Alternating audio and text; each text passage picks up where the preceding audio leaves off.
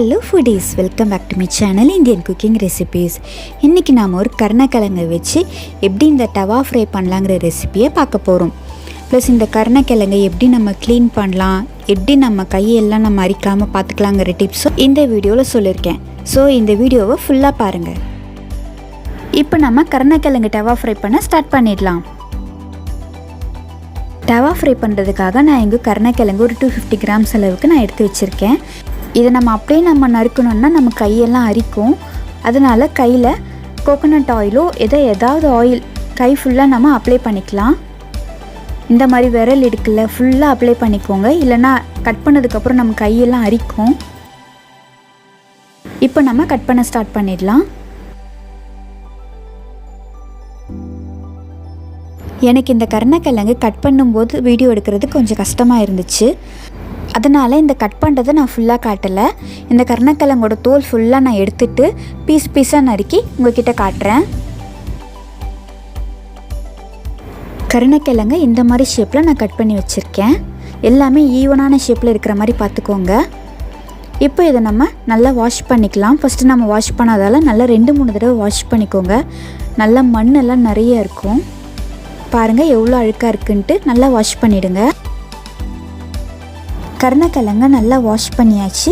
இப்போ இதை இன்னொரு கிண்ணத்துக்கு நம்ம ட்ரான்ஸ்ஃபர் பண்ணிடலாம்.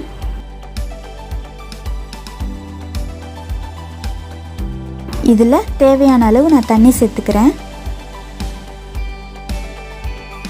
மஞ்சள் தூள் 1/2 டீஸ்பூன் அளவுக்கு சேர்த்துக்கிறேன். உப்பு ஒரு 1/2 டீஸ்பூன். புளி ஒரு சின்ன துண்டு சேர்த்துக்கிறேன். இது சேர்க்குறதால கருணைக்கிழங்கு சாப்பிடும்போது நாக்கரிக்காமல் இருக்கும். இந்த கருணைக்கிழங்கை மீடியம் ஃப்ளேமில் 7லேருந்து 10 நிமிஷத்துக்கு வேக வச்சு எடுத்துடலாம். நான் எந்த பதத்தில் எடுக்கணுங்கிறத நான் உங்ககிட்ட காட்டுறேன். இந்த கருணைக்கிழங்கு இப்போ கொதிச்சிட்ருக்கு. இப்போ இது எந்த அளவுக்கு வெந்திருக்குங்கிறத நம்ம பார்ப்போம். ஸ்பூனால் இந்த கருணைக்கிழங்கு குத்தும்போது ஒரு 70% அளவுக்கு வெந்த மாதிரி இருக்கும். அந்த டைமில் நீங்கள் இதை எடுத்துடுங்க. ஒரு 60லேருந்து 70% அளவுக்கு குக் பண்ணால் போதும். இது நல்லா வெந்துருச்சு. இப்போ நான் ஆஃப் பண்ணிவிட்டு இந்த தண்ணியிலேருந்து நான் இந்த கருணைக்கிழங்கை நான் ஃபில்ட்ரு பண்ணி எடுத்துடுறேன். தண்ணியிலேருந்து கருணைக்கிழங்கு எடுக்கும்போது அது உடையாத மாதிரி பார்த்து எடுங்க.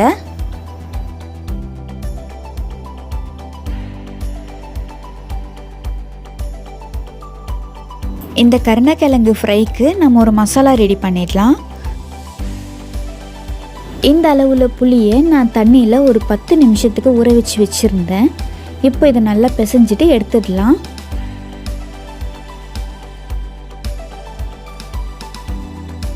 நல்லா பிழிஞ்சு எடுத்தாச்சு.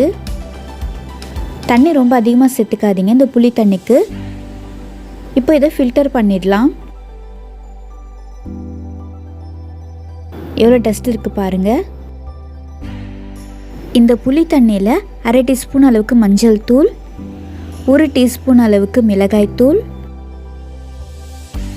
கொஞ்சமாக பெருங்காயம்,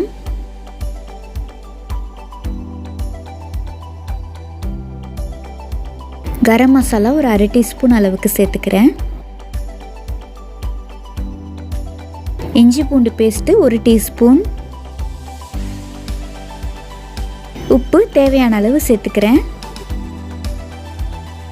கொஞ்சமாக பொட்டுக்கடலையை மிக்சியில் போட்டு நல்லா பவுடர் மாதிரி அரைச்சி வச்சுருக்கேன். அதை இந்த புளி தண்ணியோடு நான் சேர்த்துக்கிறேன். ஒரு 3 டீஸ்பூன் அளவுக்கு நான் இதில் சேர்த்துக்கிறேன்.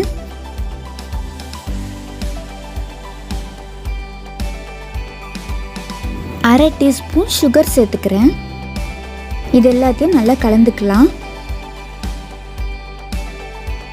இந்த மசாலா பார்த்தீங்கன்னா இப்படி இருக்குது. ரொம்ப திக்காகவும் இருக்கக்கூடாது, ரொம்ப தின்னாகவும் இருக்கக்கூடாது. இந்த கன்சிஸ்டன்சியில் இருக்கணும். வேக வச்சுருந்த கருணைக்கிழங்கை இந்த மசாலா மேலே போட்டு ஃபுல்லாக அப்ளை பண்ணிடலாம். இந்த மாதிரி அப்ளை பண்ணிவிடுங்க. இதே மாதிரி எல்லா கருணைக்கிழங்குக்கும் நான் மசாலா பூசிட்டு உங்ககிட்ட காட்டுறேன்.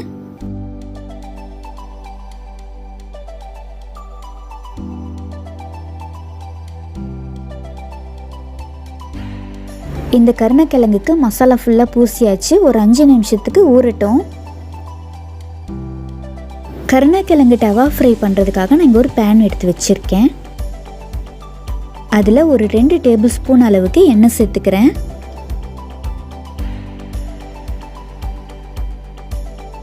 எண்ணெய் நல்லா சூடானதும் 1 டீஸ்பூன் அளவுக்கு கடுகு சேர்த்துக்கிறேன். கடுகு நல்லா பொரிஞ்சிடுச்சு. கருவேப்பிலை சேர்த்துக்கிறேன்.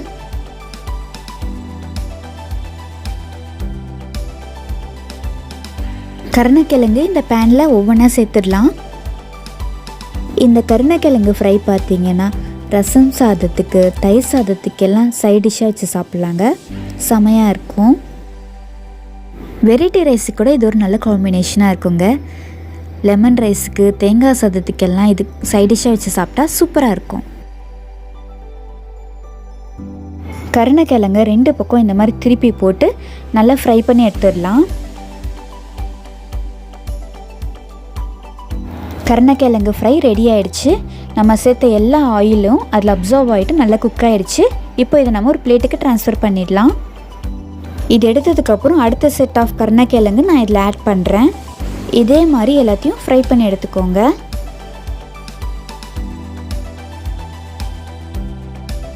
நான் செஞ்ச இந்த கருணைக்கிழங்கு தவா ஃப்ரை பார்த்துருப்பீங்க. கண்டிப்பாக உங்கள் வீட்டில் இதை ட்ரை பண்ணி பாருங்கள்.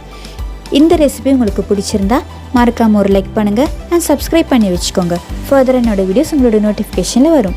தேங்க்ஸ் ஃபார் வாட்சிங்.